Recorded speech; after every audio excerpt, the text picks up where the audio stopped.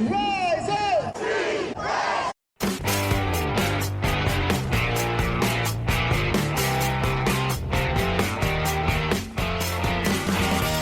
This is the Rise Up See Red podcast, all about the Arizona Cardinals and the NFL, featuring insider and outsider perspectives. Enjoy the best hour of Cardinals talk on the web. Now here are your hosts, Jess Root and Seth Cox.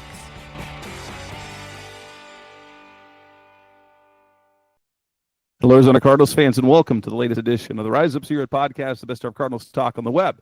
I'm your host, Jess Root, from CardsWire.com, the USA Today NFL wire site that covers the Arizona Cardinals, recording this week, episode 697, one of our off-season shows, recording with my co-host, is with me, Seth Cox, from RevengeOfTheBirds.com, SB Nation's Arizona Cardinals site.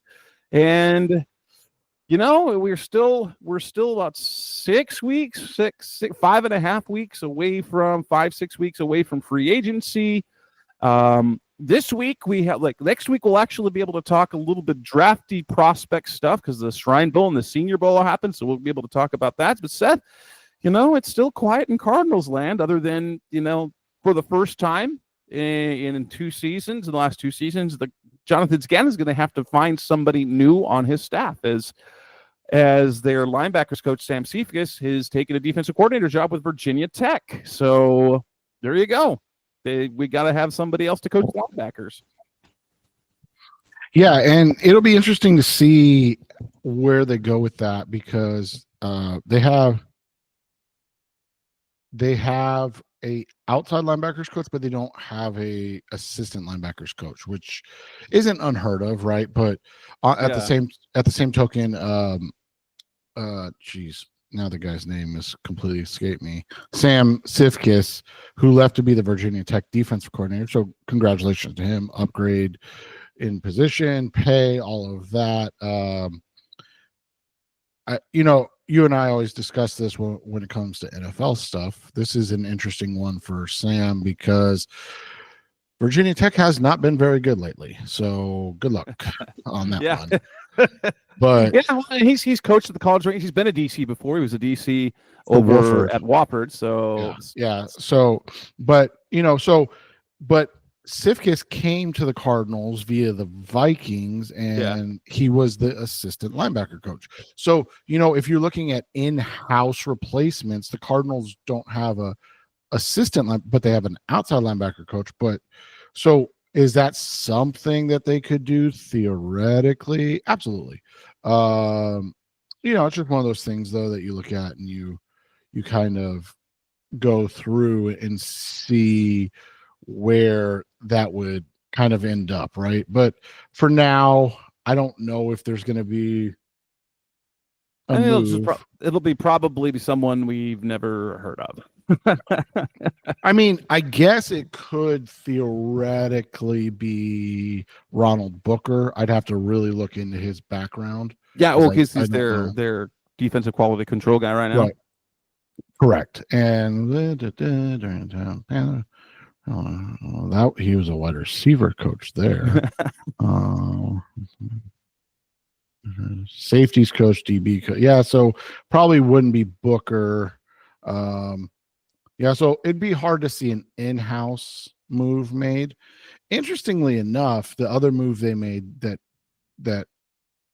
they made and hasn't been announced formally, but allegedly Derek LeBlanc's not coming back, but this is what's interesting. We're recording at 3:53 on Tuesday, January 28th, just for some, information. That LeBlanc's bio is still on the coach's page, but Cameron Davis's is not. Cameron Davis was the assistant defensive line coach who was also reported to not be coming back to the Arizona Cardinals. And now these are not like firings or anything like this. This is just a decision. I don't know if it's Gannon. I don't know if it's Ossenfort. Probably you would assume the collaboration of the two, would you not? Yeah, I would guess so. And it might be as well that their contract expired and they're Well, no. looking for So that's what I was going to say. So from what I understand, most assistant coaches get a 2-year deal. yeah. And so I would assume that means that they did not renew LeBlanc's. Interesting. But yeah, I mean, so it's interesting because I talked to a buddy that's a defensive coach, and now this is at a much lower level, so I don't want anybody to be like I'm talking out of turn or speaking with NFL players or coaches or anything like that. So I just want that to be understood. But because I think the first thing that I thought of was like, that's kind of unfair to Derek LeBlanc, right? Because every big ticket item that he changed it. He put Cardinals first. It was the Lions. Okay, that makes more sense now. So he had to redo it. That makes more sense. I'm like, that's not a name I recognize in the least. Yeah. So, but it goes back. So, you look at it. I was talking to my buddy, and I was asking him about LeBlanc, and I'm like, do you think potentially that the injury, like his style of coaching, could have led to all these injuries? Now, I know that Darius Robinson was not an arm, but to have, what was it, 4 or 5 guys go down with bicep tricep injuries, that's an 2 years, astonishing. Right. Both of the last 2 years. Yeah, I don't know, like position coaching thing that's always, and it might very well simply be that someone that's more connected to Rollis and Gannon is now going to be available. Right. And so that'll be interesting to see how that works out, right? But so to your point, Peagler's still on the staff, so that could be one of those situations where maybe it's just an in-house. Could be. Anyway, either way, that you'll see staff I don't see them shrinking the staff. No, and this is not uncommon for this time of year. Like, no, 100%. The contracts I think coaches' contracts go through like the middle of January. Right. And so, yeah. And so it'll be interesting to see. And there's a couple of names like, well, Drew Petzing didn't get the head coaching job in Chicago, but there was interest in a couple other guys. Izzy Woolfolk, the Bears had interest in Izzy Woolfolk, their quarterback's coach. They ultimately hired someone else as their offensive coordinator. And it sounds like offensive line coach Clayton Adams could land an OC job in Dallas under Brian Schottenheimer, which would be interesting.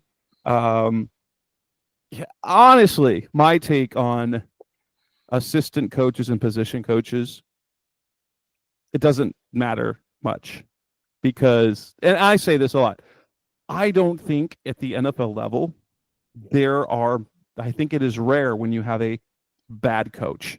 They're all quality coaches. And to me, it's about situation, personnel, and fit. And so, like, you lose a position coach, I'm like, that's fine. I mean, that they want to get better jobs. They want to get promoted. Right. And the only ones that, I don't want to say the only ones, but the ones that are harder when they're like young guys that you're grooming to take the next to the next step. So for instance, if they saw Sifkis as being the DC in waiting for when Rallis gets poached because Rallis is a hot commodity, right. That's a tough one. Again, it's hard to really judge Derek LeBlanc in 2 years. However, he's in his 50s. He's been coaching for 20 plus years, and this was his first head position coach job in the NFL. So I don't think that that's going to be like a massive loss, to your point, right? I thought he did yeoman work. I think you would agree with that. Right. I mean, he got Naquan Jones, guys like Naquan Jones and Ben Stilley and, other guys that I don't remember their names right now to to make contributions in theirs and like in the small amount of time when that's the practice squad call-ups. Roy Lopez really kind of developed a little bit. Dante Stills. It's just been and LJ Collier as well. Like they've made progress. So it'll be interesting to see where they go coaching wise. But that isn't like what we wanted to focus on for this show. In fact, like I said, that was news to me. The Derek LeBlanc thing was something Seth just told me just now. So now I pulled up the tweet. I'm thinking, oh, that did in fact happen. So, but what I wanted to talk about in this show is we're going to kind of go through the free agent list that the Cardinals have. Not the exclusive rights guys because they will be back, and there's only one of them. It's tight end Travis Vokolek. He'll be back. Whether or not he makes the roster, that's a different story. But we want to go through each of the free agents and kind of go through. Yeah, got to bring him back. Doesn't really matter one way or another, or not. Like we rather would see them move on. So it's kind of a yes, bring him back. Doesn't really matter either way. No, don't bring them back. And so we want to start on the offensive side of the ball. And the truth is they don't have as many offensive free agents. Here is the list. No quarterbacks, no running backs. You've got Zay Jones and Greg Dortch. Dortch technically a restricted free agent, so you could tender him. Don't think they're going to do that. No tight ends except for Travis Vokolek, but he's exclusive rights, so if they want him, they'll bring him back. And then you have the following offensive linemen. Carter O'Donnell, restricted. They're not going to tender him that way, so he'll just be unrestricted. Jackson Barton, Kelvin Beachum, Evan Brown, Tristan Colon, Will Hernandez. Let's go down that list and say, bring him back. Doesn't really matter. Don't bring him back. Let's start with Dortch. Let's for the restricted free agents. Let's operate on the assumption none of them will be tagged, but will be that if they were to come back, they'll come back something less than the restricted tender. Greg Dortch, yes, bring him back. No, doesn't really matter, or no, move on. Doesn't really matter. I mean, here's what I'll say about Dortch. I love the effort, the player, and the story. He was given more of an opportunity this year and just didn't hit it, right? So that makes it tough to be like, oh, got to bring him back. Yeah, that's for he's definitely not a yes. I mean, you could do better. It's like, and says, yeah, bring him back or whatever. It doesn't matter. I don't expect him to have a significant role, and especially because he really is only a slot guy that you can use, kind of a guy. And for ultimately what he ended up being a less dynamic gadget player than Rondell Moore, who I wrote about. Remember him? That was the trade that nobody won. Rondell Moore for Desmond Ridder was a wash of nothing for basically. Yeah, and so it makes it tough. Like you don't really, I mean, like you said, it's not a massive loss, unfortunately. What about Zay Jones? I mean, what they paid him last year, 2.25. There's also Zach Pascal. I forgot that. So I'll get this. So Zay Jones. I kind of would like to see him back, but I'm definitely not move on. I'm somewhere between yes and either way, because I thought he would be. I know the 5-game suspension was probably set him back significantly. I thought he would be able to have more of an impact than he did, and he had a few nice catches late in the year. But he's a guy that has a proven track record that he can perform, and kind of stayed healthy this year. So for me, it's somewhere between yes and doesn't really matter. Yeah, and I'm in the same boat. What about Zach Pascal? No. Yeah, move on. Like you can get a cheaper. That's the thing with with his salary being the same as Jones, I would say you can only bring back one of those two, and I would prefer they prioritize Zay over Pascal. Yeah, and Pascal does They did use him a little bit in some run sets because he is pretty good at blocking, or at least is a good effort guy at blocking. What about Carter O'Donnell? Like and you the said, offensive line. I don't think this is the place to worry about bringing him back. What about Jackson Barton? Same. I like Barton, but again, I think they've, with Christian, Jones, Yeah. I don't think it's as much of a priority. Kelvin Beachum. I put him more in the Zay than Dortch category, but again, it's not a priority, I think. Yeah, I like Beachum. And because I don't like, if you don't go with Beachum, you still need to find starting capable veteran, because I'm not ready for Christian Jones unless he really looks good in the offseason. And so for now, I would say yes to Kelvin Beachum, because Jonah Williams gives you some uncertainty. Christian Jones gives you some uncertainty. And at minimum, you've got a reliable guy. And Beachum, I was very, very pleased with the way that Beachum played this season, especially at his age. He is not ready to hang him up. From the way it sounds, based on what I heard from him last offseason, he wants to play till the wheels fall off, until nobody is calling him anymore. Like, he's not going to go, I'm retiring. It will be, I'm retiring because it's been a year since anyone called me. Evan Brown. What would you say to Evan Brown? The problem doing this now is you have to answer yes to one of these guys, right? For me, it is if you don't say yes to Evan Brown, you probably want to say yes to Will Hernandez, or you at least you already have a game plan for someone more impactful. So for me, it's between yes and mate in either way, because of assuming if you don't get him, if you don't re-sign him, that you're going out and getting someone at least as good. Yeah, and that's the thing. It's like when you need two starting guards potentially, and I know we're hopeful on Isaiah Adams, but you want to go in with are they going into this offseason thinking they're already penciling Adams in? Well, like they did with Paris on the left tackle side, they penciled him in over there, then signed Jonah Williams, and then they're like, yeah, we know what we're doing. Or is it a case where maybe, but we're still going to get two guys who could be starters, and if he beats them, fantastic. I don't know. Tristan Colon, doesn't matter to me. I'm not saying move on from him, but he is what he is, which is, and being in the system, I think that continuity is helpful. So if you bring him back, cool. Just please don't be a starter. Yeah, and that's kind of the whole thing, right? You want him as a decent depth piece. And lastly, Will Hernandez. Yes, doesn't matter, no.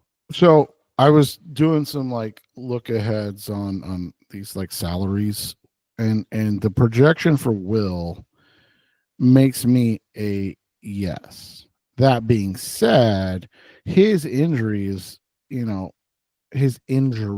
is concerning in the sense that we're talking about off there. We talked about the other day. This is a mammoth man who relies on uncanny movement skills for his size. That is a I don't want to say scary, but that is a worrisome thing, right? So that'll be the biggest thing. But I've seen his projected salary post injury be 2 years and $4.5 million. I don't think that's a bad thing. 4.5 per, like 2 million. No, 4.5 million total over 2 years. Oh, because he's coming off the ACL. That's a nope. If you get 2 years for because the minimum salary for someone at his stage in his career is like 1.4 million. So I was gonna say I think it's like 1.3 number. Yeah, like if you can get that. So now the question is, at age, he'll be 30 when the season starts. So he's 29, but he will be 30 when the season starts. Just before the season starts, would he take that small a 2-year deal? I could see him taking a 1 year But if it's a 2, like I don't think he would. I don't know if he would do the 2 because he's not like Beacham. Beacham signed a deal like that 2 years ago. It was like 2-year, $5 million. Is Will at the Beacham stage yet? I don't know. Yeah, that's a fair question. And it's tough when you're looking at it because it's just, how do you deal with this? Like, what is your cutoff point? I mean, if say he wanted 4 and you said, okay, that's fine, but we're only going to guarantee. So say he wanted 4 a year. Yeah. So but 8. Just guarantee year 1. Yeah. And you're like, we will only guarantee you a year. Like, we'll only guarantee this year. But that's the other thing too, is like, I mean, he got tracks aren't injured. He got injured week 5, right? Yeah. He should be like being able to play. Now, he won't be part of the offseason program, but he 100% should be full go in training camp. Yeah, and so that's the hard part, is like, is he going to be, like you said, full go? Is he going to be the Will Hernandez that he was? We've talked about his impact and importance and why we love him, all that. So yeah, I wonder if he's going to be if because of the knee, he will be a late summer signing, and that's what spring signing, and that's what my thought process was with this whole thing. Like, he's going to come back in June type of stuff. Like, if they can see if he can move, and then you go, okay, you know what, I like it, or no, right? Like, and we know, like, that 30-year mark is kind of where they've been drawing the line mostly. So we'll have to wait and see. Coming up next on the Rise of Secret podcast, the best of Cardinals talk on the web. Let's look at the defensive side of the ball and the specialists. Yes, no, doesn't really matter. That's coming up next on Rise of C-Red. We're back on the Rise of C-Red podcast, best of Cardinals talk on the web, talking about the Cardinals' scheduled free agents now on the defensive side of the ball, the guys who will be who are not going to be under contract. Priority: if they a guest, please bring them back. Don't bring them back. Time to move on, or it doesn't really matter. Let me give you the rundown. In terms of, starting kind of front 7, on the defensive line, you got LJ Collier, Naquan Jones, Roy Lopez, and Kairos Tonga. On the edge, nearly everybody. Jesse Luketa, restricted free agent. Baron Browning, Victor DeMcCagey, Dennis Gardeck, and Julian Aquara. Inside linebacker, Kaiser White and Chris Barnes. None of their cornerbacks hit a free agency, but Joey Blunt, special teams extraordinaire, and Andre Sacheret, who only was on the roster about the back half of the season, also a free agent. And then our specialists, you've got Aaron Brewer and Matt Prater, and Michael Pilardi. Like, we'll get to that. But defensive line, let's start with LJ Collier. For me, he is yes, I want to see him back. It doesn't matter. They'll bring someone back, but I would love to see Collier back because he was impactful. He loves it here, and he would be willing to play in that rotation that the Cardinals plan. I was going to say, the biggest thing with him is he knows his spot, and that's always tough. And I hate saying it because it always comes off as rude to these guys, but it's like, you're a rotational guy, and that's fine. There's nothing wrong with that. The Cardinals desperately need that. So I don't think you and I, realizing that he's a rotational guy or talking about him being a rotational guy is disrespectful to him. It's just a reality of what his ability is. And that's the truth on him and what they need from him. So yeah, I'm with you. I think depth would be wonderful, but he's got to understand his role and what he's, what they see him as opposed to, now obviously he's had some experience here where there's a lot of injuries around this organization. So maybe it's worth him taking a shot coming back here, right? But Yeah. Yeah, I would love to see him come back on a nice, like you said, like 1-2 year deal. Right around and he's really good in the locker room. He's fun. He brings the fun to that group. Naquan Jones, I liked him, but he was a late addition. I would say, honestly, the rotation, if they had everyone back healthy, I liked guys that they had in terms of rotation, Naquan Jones, but I am going to put him in it doesn't really matter, although he does have a little bit of upside to me. Yeah, and I'm fine with it. I think, again, it's a good fit, and like you said, it makes sense. Roy Lopez, for me, while really nice what he did. I would like to see him back, but honestly, when you've got, because like if coming into this year, you've got, and now granted, you don't have a true 2-down nose tackle on the roster right now. Justin Jones and Bilal Nichols both are quite capable of playing in that role, although they do more than that. Bilal has been a 2-down nose tackle before. Lopez, what he gave you, and the same with Kairos Tonga, is that and what we've seen for the last couple of years, that this defensive staff likes having that true nose, that 2-down nose. Like that's why Lucky Fotu had that success that year, and a little less so Rashard Lawrence. I think they liked the bulky big guy to sit in the middle. So while personally I think Roy Lopez is kind of an either way, I would like to see him come back.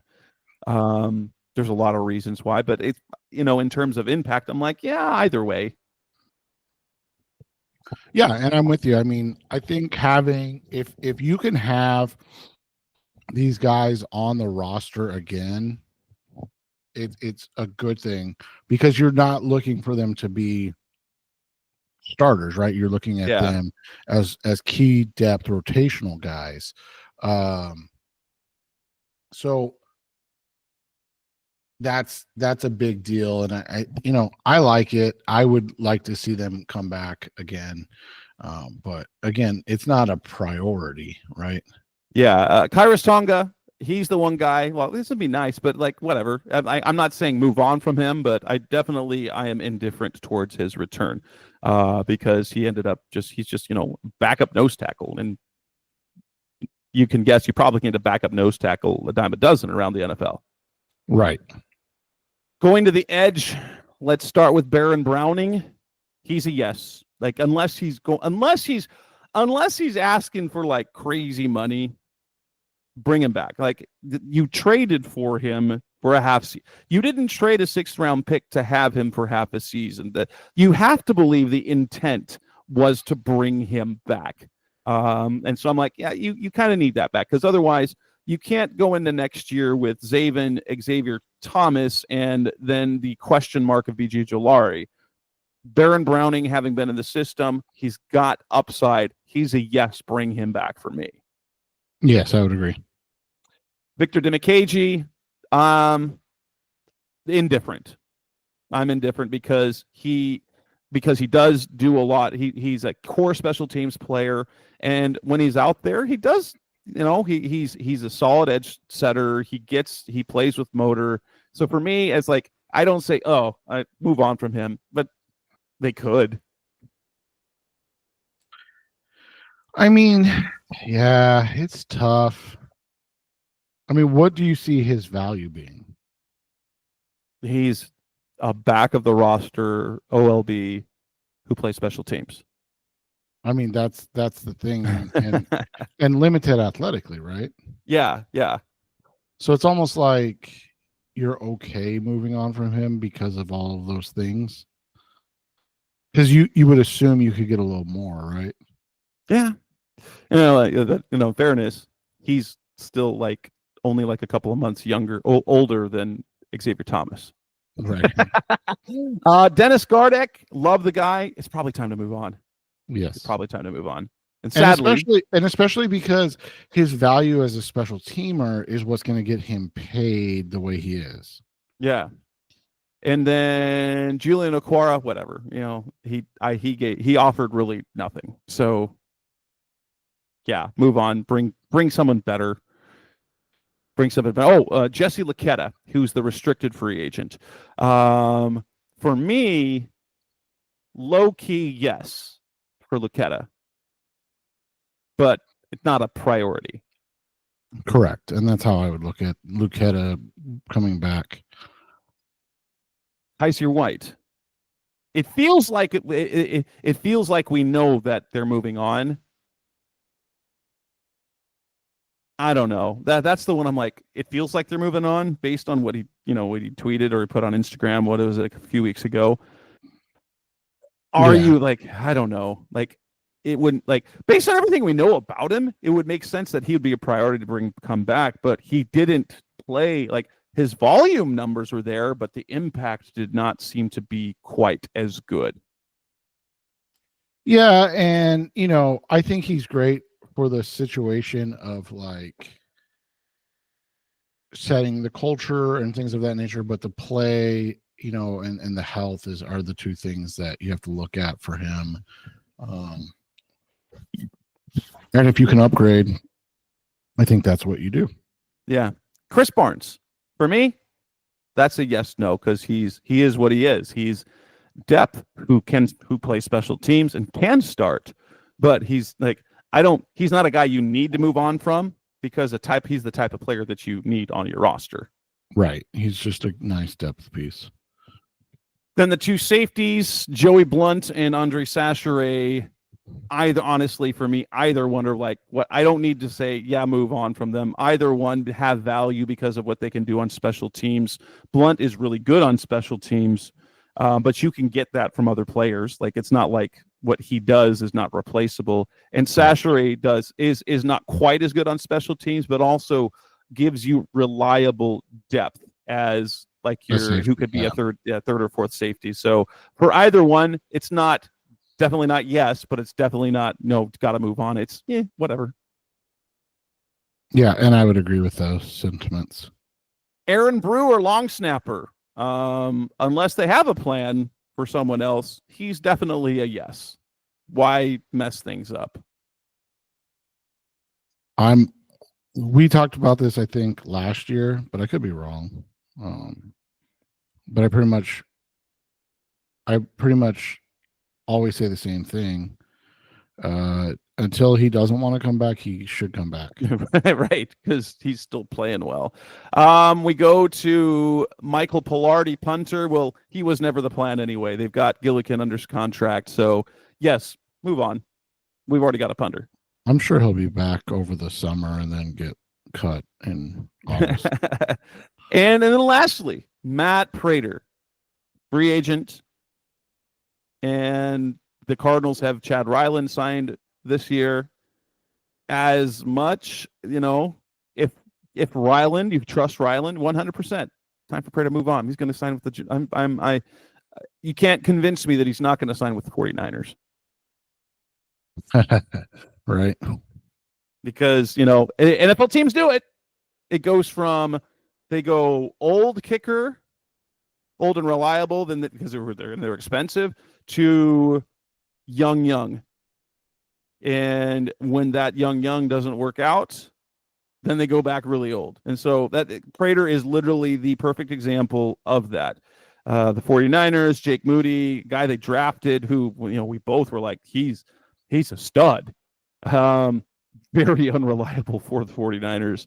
And especially if they have hopes of returning to greatness next year, they're not going to lean on him. And Prater would be the perfect guy for that because he is reliable. And as long as his body's holding up, he's really good. But, okay, adios, Matt.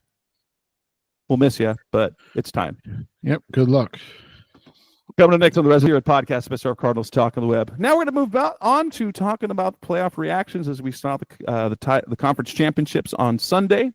Eagles, Chiefs in the Super Bowl. What do we think? That's coming up next on Rise Up See Red.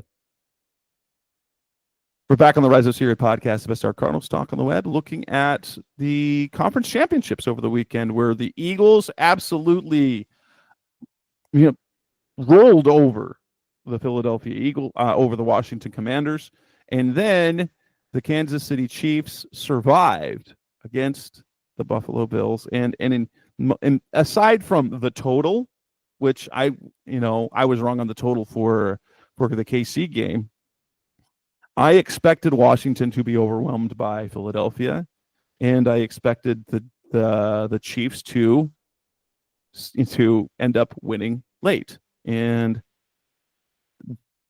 could there have been, the blueprint was already there. Everyone, at the general public, they're like, Eagles, Chiefs, but that's going to be the right Super Bowl. And it was exactly how it went. Saquon Barkley was unstoppable again. And even though Washington put up some points, that Philly defense was good. I mean, the Eagles were, with the addition of Barkley this year, by far the best team and the best team down the stretch in the NFC. And so it makes sense, right? Yeah, and we talked about Philly, Washington, and eventually that kind of Cinderella story was going to stop, and you just hoped it wouldn't have been as ugly as it was, right? I mean, this was just a non-competitive game. Jaden Daniels and the Commanders offense just kind of had one of, and I know that statistically they put up some numbers, but I mean, what was it, 4 turnovers in the game? They once again were just kind of waiting for Jaden Daniels to bail them out, and that's been kind of the MO of what you were hoping to not have to see for them. And the fact that they just lack, they lack talent. You and I are big Zach Ertz guys. We loved Ertz in his time here, but when he's your leading receiver in a game, because nobody outside of Terry McLaurin scares the other team, it's a problem. Yeah. The Commanders' run game was a joke. I know I know that Jaden had some nice runs, but again, a lot of those runs were him just making plays. They weren't great designs. Like I go back to the Saquon Barkley touchdown on the first play of the game, right? Like that was an amazing run. Amazing. And you sit there and you look at it and you go, well, why do you talk about that? But what Cliff asked Jaden to do is not good. Because Saquon didn't get touched till he was 20 yards downfield. Like the back end of the run was all Saquon. The front end of the run was amazing run design, fantastic blocking, Jalen Hurts getting into the right call, like all of that. Like that's what you needed. And in this game, and I know that Philly's defensive line is incredible in this game, for your running backs to go 19 for 51 is, I mean, that's a problem. Yeah. And there was just no flow to the game offensively for the Commanders. They looked like we kind of expected them to look this year, right? It comes down to, it also basically came down to defense too, because they couldn't match. Washington goes and takes the 18 play drive and ends up with a field goal. Well, boom, but you and I, right? And then it was fumble, and then touchdown, right, and then field goal, and then they missed a field goal. So it was you got down. They were down 14-3, and that was basically it, because Philly scored on 4 of their 5 possessions and should have scored on all 5. They missed a field goal in the first half, and that was And that was the only thing that really gave the Commanders life, right? Going into halftime. Yeah. And it was one of those situations that you kind of look at it, and again, we talked about this after the Lions Commanders game last week. Like, you knew what their kryptonite was. Their kryptonite was their defense. Like, when you need a rookie to basically drag you offensively to a championship game, you're playing with fire. And that's what happened. I mean, they got away with it last week because their offense was just playing at such a high level, and the Lions, and specifically Jared Goff, played such a tremendously bad game. But the reality was, like, this was never this team, as good as they have been all season. You were never convinced that they were competing for a championship in this game. Like, No. Like, it was just so one-sided, and you hope that they're prepped and they're ready for next year, and that they can run this back to an extent, because that'll be the one thing to kind of watch moving forward, right? Like, was this a one-hit wonder, or is this a team that's going to sustain success and grow from this this really, really solid season? And then in the Kansas City Buffalo game, the comment that I made, Patrick Mahomes showed everyone, like, Patrick Mahomes wins in a lot of different ways. We've seen him being just like the absolute wizard dynamic passer, 80,000 passing yards, 3,000 touchdown passes. We've seen him be more game manager-ish, making some mistakes, but to clutch in the fourth. Patrick Mahomes showed everyone he can also be Josh Allen. He out Josh Allen in that game, which was impressive. Yeah, and I was reading some really interesting comments about the whole situation, and how people don't understand this, and it's something you and I have discussed, and it's difficult for people to understand. Everybody loves the Ben Johnson stuff, the creativity and the stuff that they do offensively, right? Like the touchdowns to Dan Skipper, and then or the hook and laterals, or yes. The fake falling down, throwing a touchdown. Like, all of that stuff is fantastic. Don't get me wrong. It's super entertaining. It's fun to watch. But the reality is, it's one of those situations where you're like, you look at it and you go, why are you, excuse my French, blowing your wad in the regular season? Like, why are you shooting all the bullets in your gun already? And that's just genuinely what they were doing. And then you get to the best team of the last decade. I guess not quite yet, right? But couple after this one, hands down. Like, you can't imagine anyone being better over the back half of the decade. So you look at it and you go, oh, we've been pulling back all of that Mahomes running stuff all season. Like, it's been in the hopper. We just weren't going to show it to you idiots because we didn't need to. We were just we were that dominant. It would have been silly for us to push it at that point. And Pat is like, don't let Pat get hurt. So right, but he can do it, but he only does it if he absolutely needs to. And so they just genuinely were. We knew that they were the better team, but they genuinely just. I mean, they got so much out of Mahomes and his game. It was fun to watch because. It goes back to what you and I talk about all the time off the air, and what we try to explain to people, but it is what it is. Like, you're never going to convince people.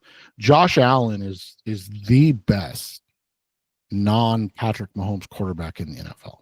And I don't think that's particularly close. I mean, I know people love Lamar Jackson, but I mean, if you put roster to roster, and I say this all the time, if you put roster to roster, the Ravens are a better team than the Bills. Like, they just are.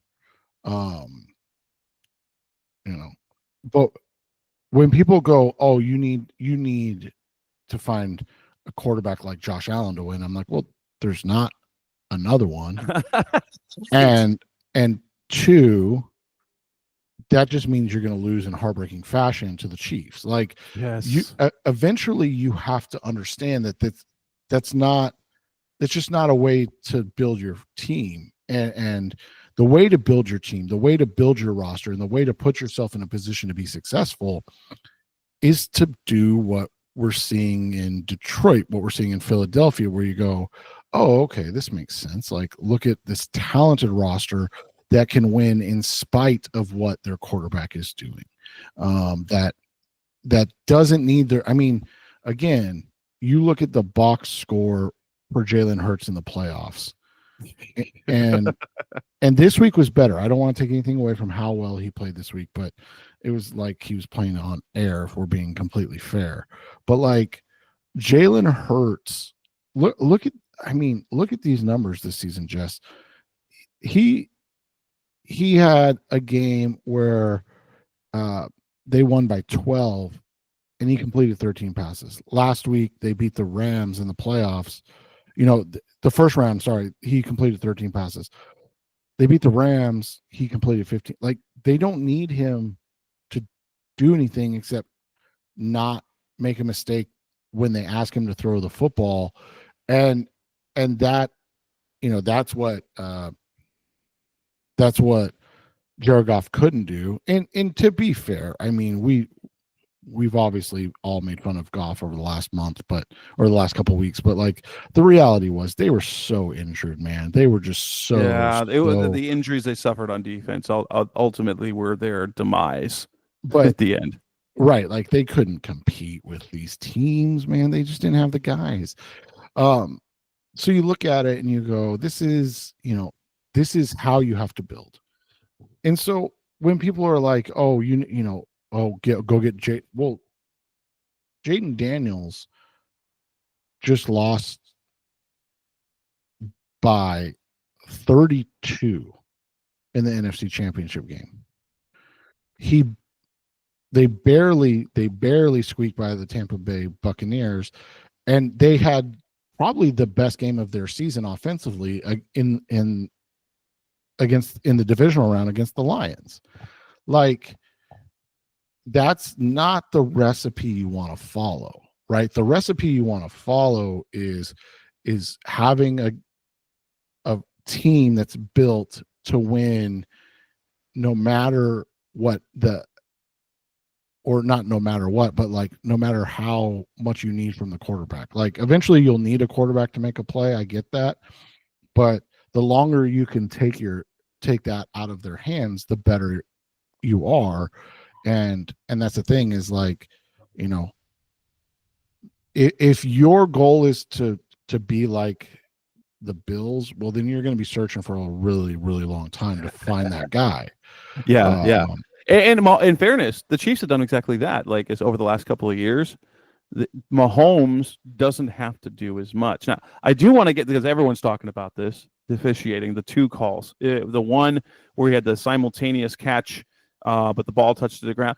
I 100% thought that was a catch, because like, while the ball did touch the ground, it didn't become dislodged. Right. And I thought that was the rule. Right. Yeah. But what do I know? Well, and then the other one, the QB sneak, I thought, from what when I was watching the game with my son Diego, when the vantage point, it seemed to say that he got the first, but from anything I saw from the television, and I wouldn't have faulted the refs for saying that he got it or not, because it's that close. That sort of play is hard to do.